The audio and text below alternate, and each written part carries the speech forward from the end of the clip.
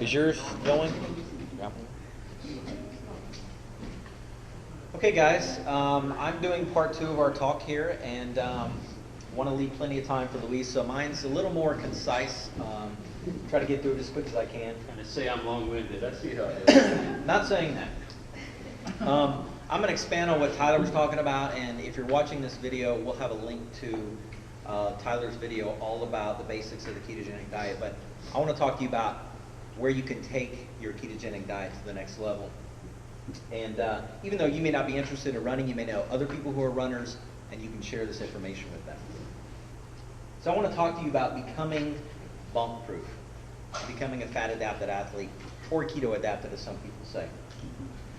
So some of the things we're going to cover: what is bonking and how it can be prevented. I'll tell you guys a little bit about my story, where I started and how I got into this and became a fat adapted runner. Some of the initial limitations of the adaptation process and what to expect. We'll talk about how to fuel during a race and before a race, what to eat. I'll share some supplements with you that are keto friendly and that I've personally tested and proved. And then address any claims that you need carbs to perform, although I think Tyler's already addressed quite a few things with that. The first thing that we have to understand is that we all have 2 fuel tanks. And I first learned about this because I ran across a YouTube video of 2 guys running together in the middle of an ultra marathon. And the one guy was sharing with the other guy how he was using body fat for fuel. And I thought, well, I'd like to do that. I've got plenty of that. You know, maybe I can actually start to deplete that supply if I were to do that. And he was talking about what I later went on to read in Finney and Volek's book, The Art and Science of Low Carbohydrate Performance. We have two fuel tanks. We have a glycogen fuel tank that you can store on average 1,600 to 2,000 calories at any given time. Although even a lean person like Luis has at least 40,000 calories of energy available in their fat tank, even at 8 or 9% body fat. The problem is, unless you're adapted, you can't access this. Even though you may run through your glycogen store and it's running on empty and you have all this, you can't tap into it if you haven't gone through a fat adaptation process. But once you do, you have access to a larger fuel tank. Now, if you were going to go and run 26 plus miles, which tank would you rather have access to? That. Me personally, I'd rather have access to this one.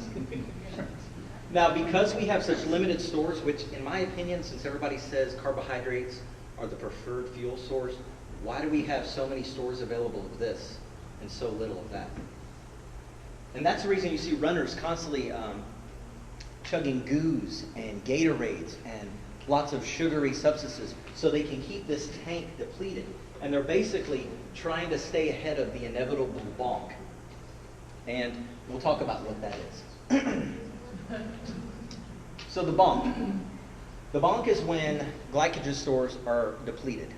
And basically, different functions of your body are vying for what little is left. And your body shuts down. I experienced this running a marathon. My wife and I trained for the Savannah Marathon.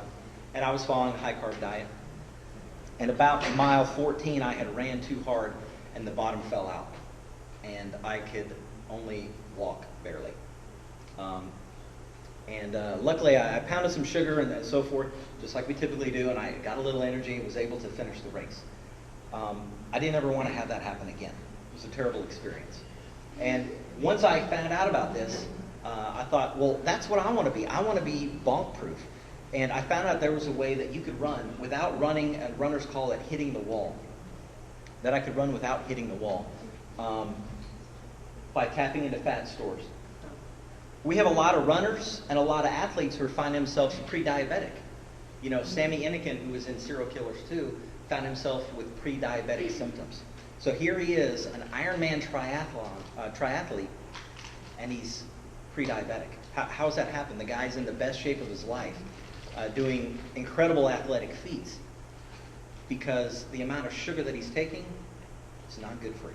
So a lot of athletes are starting to discover that there's another alternative out there. The good news is you can train your body to burn fuel from fat by simply changing your diet. Exactly what Tyler was talking about. Let me give you another example. So here we have a gas trucker pulled over on the side of the road, broke down by the side of the road, okay? Imagine if this tanker ran out of gas. Sounds kind of ridiculous, right?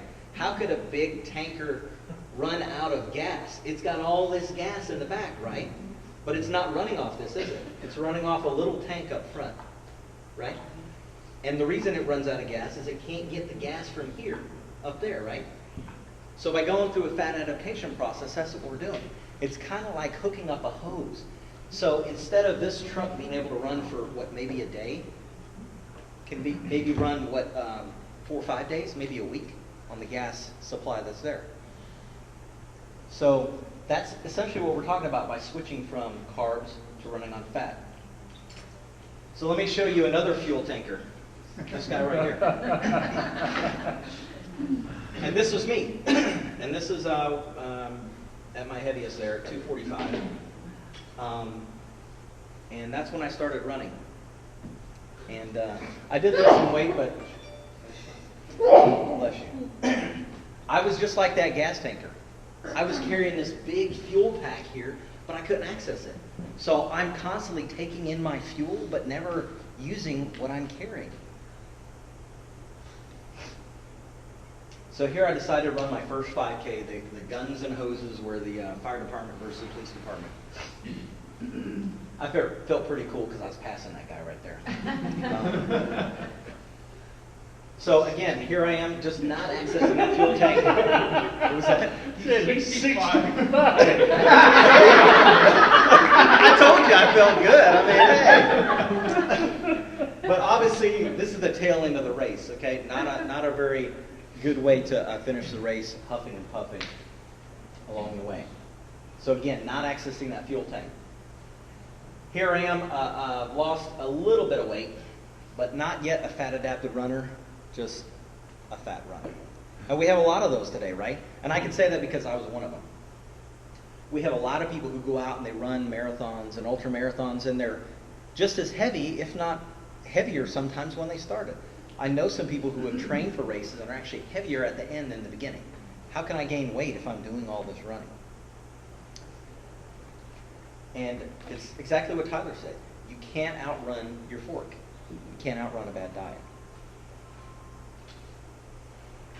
So, fast forward, I find out about the ketogenic diet and that you can become a fat-adapted runner running on body fat for fuel.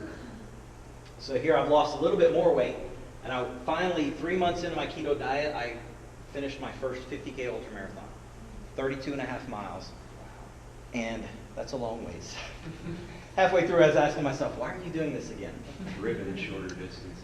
Yeah, it's insane. So, but anyways, I did that on little more. I know somebody was telling me I was crazy the other day for thinking I could do this, but on little more than a bottle of water, or bottles of water, and a supplement called Generation UCAN, which I'm going to talk to you guys about in a minute. When I did go into the aid station, I'd have whatever I was craving, salty or sweet, but I'm talking maybe less than 200 calories, and over the period of time I was running, anybody that knows, that's next to nothing compared to what I was using. So when I had lost 35 pounds or so from just running, here's me a year later on a ketogenic diet, same shirt. And the point I wanted to make that not only are you able to run on fat for fuel, it improves your body composition. It makes running a little more pleasurable when you don't have as much fat to carry. I went ahead and got tested at our gym. Our gym does some testing, so I went and got metabolic testing done. And you guys probably can't see this, I'll throw it up on the screen. But the average person burns 60% from fat and 20% from carbs. Optimal would be, 60% from fat, 40% from carbs. Optimal would be 80% from fat, 20% from carbs. And sitting down, now this is a different part of the test, but just sitting down watching TV, they found I'm burning 83% of my fuel from fat and 17% from carbs. That's pretty efficient.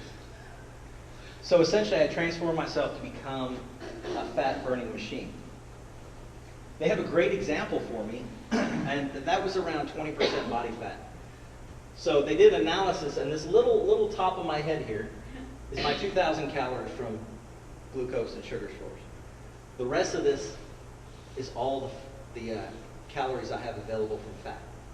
The great news is I'm fat adaptive, and I can use that. But if you haven't been through that process, you can't access that fuel tank. So show me a runner that doesn't care that they're overweight, and I'll give you $1 million, because I guarantee they do. My wife and I own a running business. We put on 5Ks, 10Ks, half marathons, marathons, ultra marathons. We were at a trade show last week, and I can't tell you the amount of runners that walked up and apologized for their weight. It was amazing. And it just took me back to when I first ran my first 50K. I felt the same way. When we first started our business, I was ashamed because I was putting on events for runners, but I was still fat. That's changed now. I went and got my blood tested. Great blood results. I don't know why it's coming out so light on there. So I'll read you guys what my stats were. My total cholesterol was 208. Triglycerides were 67. My HDL was 47. And my LDL was 129. I didn't die from eating a high-fat diet. You sure about that? I'm sure. Okay, just checking. I went from the unhealthy guy you guys saw in the other picture, and I don't know what my blood pressure was then. I don't know what my cholesterol was because I didn't want to get it tested. And most people who are fat, who are overweight, don't want to get tested. We don't want to know where we're at. We know we're in bad shape. We just don't want to know the details. But I did get tested, and my blood pressure was 100/64, right on the edge of this athletes and children range. I'm sure before I was way up here. I just don't know how high. I went from my very first 5K, being overweight, not accessing a fuel tank, now running on fat. And I'm burning those excess supplies and improving my body composition. And last year, I went out and won 3rd place in my age group in a 5K. If you had told me a year ago I would win any kind of medal, my wife and I were both actually kind of stunned, like. It was a large race, too. I won a medal! You aren't the only age group where Yes, exactly. No, I wasn't the only guy, I promise. And there were more than 3 of us in my age group, I'm sure. But here's the thing, guys. I wasn't even training for it. That's what's amazing. I didn't even train for that 50K. At this time, I was training under Luis, mainly doing bodybuilding, and I'm talking maybe 20, 30 minutes of cardio a couple times a week. Not trying you're usually doing speed intervals, you're doing a variety of training to really improve your 5K time. Yeah. So, what I'm trying to make to you guys is a case for becoming a fat adaptive runner and why you would want to fuel yourself with fat. All because I changed my diet. I went from carbo loading the night before and 2 nights before and waking up with indigestion to fueling with things like Twin Labs MCT fuel, Justin's hazelnut butter, almond butter. All because I changed my diet, and in the middle of a race, I changed how I was fueling. So let's talk about how to become adapted and how to start a race. My recommendation to you when you do start an event is to start in a fasted state. You don't need to get yourself perked up with sugars and carbs. It doesn't matter what meal you had. You just eat as normal. Whatever you plan to have for dinner the night before, just have it. Steak and eggs, Eat what you normally would. And go out in a fasted state. During the adaptation process, there's really only 2 things that you need, aside from restricting your carbs and adapting to a ketogenic diet, is pretty much salt and electrolytes. And there are a lot of options out there. You can get your salt from food, or you can carry salt sticks. Powerade Zero is my preferred electrolyte. They also have a few other supplements that I want to talk to you guys about. The first one is Vespa. And Vespa is an extract of a peptide from the Asian mandarin wasp. That's protein. Yes. And the Asian mandarin wasp, you'd be interested to know, Tyler, is able to do incredible feats of strength and endurance all day long from their body fat I stores. just want to know if it even benches. That's all. I don't know if the wasps bench, but they do. Only after they stay moving. That's right. They do run on body fat for fuel. And this peptide they've extracted. And the theory is that with Vespa, it keeps you metabolizing fat at a high level. Now, on Vespa's site, they tell you that to get the benefit of this product, you need to become a fat adapted runner. They call it optimized fat metabolism, but it's basically a ketogenic diet. He just coined his own name for it. So if you're a fat adapted runner, you take this about 45 minutes before the race. And the idea is it mobilizes those fat stores for you to use during a race. Any event 2 hours or less, it's really all you need. Anything over 2 to 3 hours, you might take one of these every 2 to 3 hours. That's it. You're running on fat. The other supplement I would recommend to you guys is Generation UCAN. I brought a couple packages here. And this is a super starch. This is a carbohydrate. But Finney and Volek talk about this. This is Peter Attia from the Eating Academy says that if an iPhone 5 is Generation UCAN, anything else you take is a rotary phone. We would have to say iPhone 6 now. But just saying that this is the greatest discovery. We have a carbohydrate that won't spike your insulin. It won't make you crash. It won't upset your stomach. And it won't inhibit fat mobilization. When you carb load, it can inhibit fat mobilization for not only after that exercise session, but for up to several days. So I really recommend Generation UCAN. I ran my 50K on mostly water and this. I know that sounds insane not to use goos and sugars, but what have we done? We changed fuel tanks, right? So a lot of people say, well, yeah, you can do that, but you really can't do that at an elite level, you know. And so again, the argument starts backing up further and further, reaching for straws. Well, we have Timothy Olson, who in 2012 won the Western States 100-mile ultramarathon, fat adapted. And there's a video of him online you can find where he talks about his high-fat diet, eating avocados in the middle of a race. That's pretty much it. And Zach Bitter, who was the world record holder for the 100-mile around a racetrack, just broke his own record this past year. Again, on a high-fat diet. So people that say you can't compete on a high elite level, so it's not true. The bottom line is that when you become fat adapted, you tap into an almost endless fuel source, and I think of windmills because wind, you're converting energy that wouldn't normally be there into energy. And that's what you do when you follow a ketogenic diet, become fat adapted, and tap into that endless fuel source. Doesn't mean you can go and run forever. You still have to do training. You can only go as far as your training.